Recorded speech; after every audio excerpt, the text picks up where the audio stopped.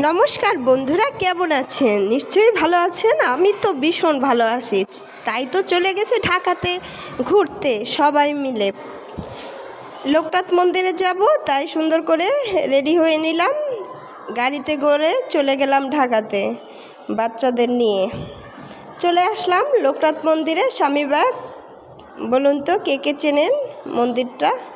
ভিতরে ঢুকে অনেক মন্দির ছিল, অনেক সুন্দর ছিল। ভোগ নিলাম, ভোগ কিনে এখানে পুজো দেব মন্দিরে। বাবার মন্দিরে ভোগ নিবেদন করলাম, ঠাকুরকর্তা পুজো দিয়ে দিল। বাচ্চারা তো ভীষণ খুশি।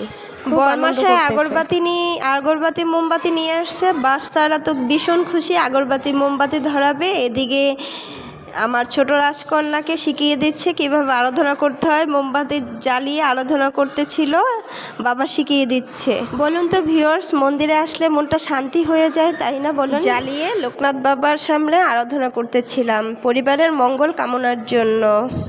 পৃথিবীর সবাইকে যেন সুখ শান্তি দাও, সবাইকে খুব ভালো রেখো, সুস্থ রেখো, সবাই যেন ভালো থাকুক।